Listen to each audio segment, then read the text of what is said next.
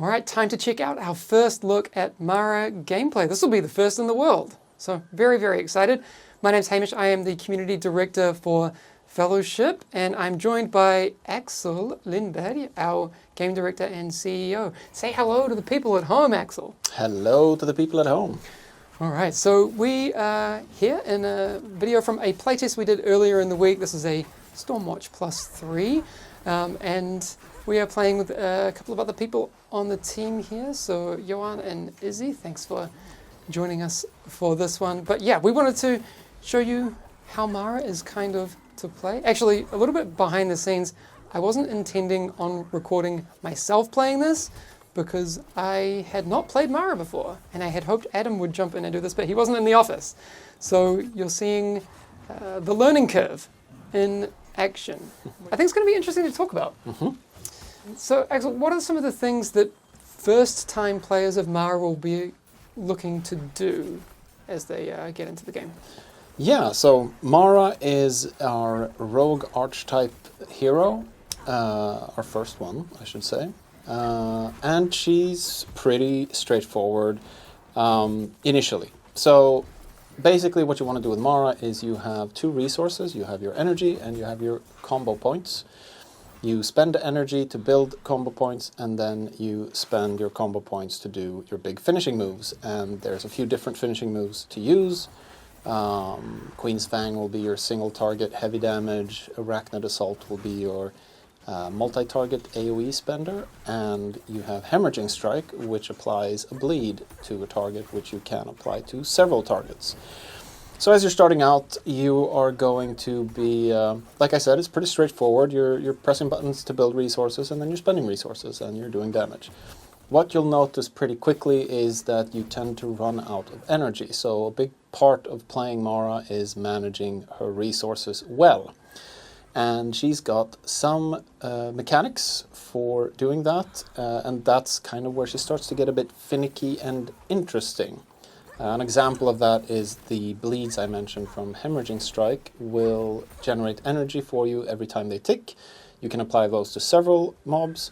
So as an example, just gauging when you're pulling a pack, how many should I put up the bleed on here, stuff like that. And she's also got a bunch of poisons that we'll get into a bit later that also have effects on your resource generation. Yeah, that was the main thing I really noticed in the first few runs that I did. I think I did 3, and this is the third one. On the first couple, I was kind of feeling it out and seeing how much energy I needed for each pull and all of these sorts of things. And I think that's the thing that I didn't expect with Mara when I first kind of jumped in. I think with Rhyme, it's all about, making sure that you have your main things on cooldown, and that window of being able to optimize your output is maybe a little smaller than it is with Mara. The thing that stuck out to me was that a lot of your damage output is related to, I guess the best way to explain it is like game sense, that you're trying to calculate and become familiar with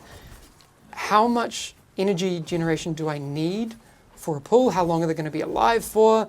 I've mentioned, and it's something I learned this week looking at Mara a bit closer. I had assumptions, for example, like that Hemorrhaging Strike scaled its damage based on its combo points, and then I was like, oh, I realized it's actually scaling its time. So if I'm applying Hemorrhaging Strike for longer than I need to, that's just a waste. Mm-hmm. So spreading that out, a bit cheaper and is going to be really interesting to see how players really optimize that. And I think the window for Mara's potential is so much bigger than I was able to kind of demonstrate here. Yeah, it's interesting. Like what we've noticed with Mara players is it's definitely noticeable on the DPS meter how many times that Mara player has played the specific dungeon you're going through, because it really shows on the DPS meter when you have a good gauge on each pack and what poisons and how many bleeds you want to kind of invest up front, because that's something you do when you start the pull, and you want to kind of not over-invest, because then you're wasting, just like you said. And min-maxing that is something that we're seeing is kind of, it naturally just gets better the more Maras play each of the dungeons, which is super exciting. Absolutely. It's not an excuse, but like I am playing technically DPS against Izzy, who's one of our premier DPS players here in the office. She's been playing Rhyme for as long as Rhyme has existed, but it was actually interesting to see, I did increase, I think probably over each run, I was probably increasing my DPS by an extra 10% just from game sense, which I think was really, really cool. You'll also notice here, something I want to point out is that Brooding Shadows here has 2 charges, which is different from the core skills video that I've shown earlier. That's from a talent, which is something that's going to change the way that you play Mara, I think, quite interestingly. But we haven't talked about the poisons yet, and we're seeing here that I'm applying some of those. What are some of the poisons, and how do they work?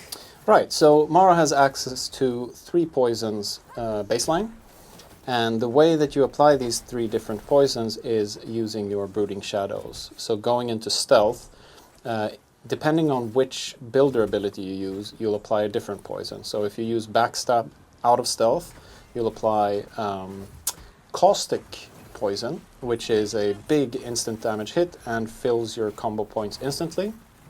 If you use Widow's Bite out of stealth, you'll apply Seething Poison to the target. It's a very long damage over time effect, 60 seconds.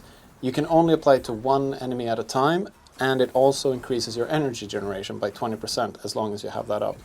And then finally, if you use your AoE builder, Skittering Blades, coming out of stealth, you'll apply Volatile Poison to all the enemies you hit with your Skittering Blades, which applies a short dot that after 6 seconds, I think it is, it explodes and deals AoE damage. And so these poisons are, like I said before, they're going to be part of how you're planning each pack. Because if a pack lives long enough, you probably want to make sure that you're using your Hemorrhaging Bleed on a few of them, or maybe even a lot of them, depending on how long that pack lives. Because that will give you a constant energy resource, which means you can spam your big damage abilities much more once you have everything rolling. Yeah. You might want to put up Seething Poison in the opener, so you have that up for the extra energy generation. But on the flip side, if it's a big pack of enemies that die very fast, you probably just want to go in and use Volatile Poison right away, because you're probably not going to run out of energy by the time they die. And then, of course, in single target, you usually want to put up Seething and then use Caustic Poison from Backstab, because it just fills your combo points, gives you more finishers. And then find your combinations through that to maximize Mara's output. Definitely. I do want to point out here that I did not get that right last time, but I think I do a better job of it this time with this cooldown that's coming up. You can actually step to an ally and then jump back in on the boss, and that's what I was trying to do, but here, I jumped back in appropriately. Yeah. Anyway, there's good stuff to do there. Stalker step out, Stalker step in. That would be the absolute optimal version. Yeah. So, learning as we go. But thank you so much for looking at what you can expect from Mara in our upcoming test that you'll be able to experience very soon. We hope you like the look of her, and we can't wait to see how you optimize her for yourself, because I'm sure you'll have some incredible ideas. We'll see you again really soon. Yeah, thanks for watching.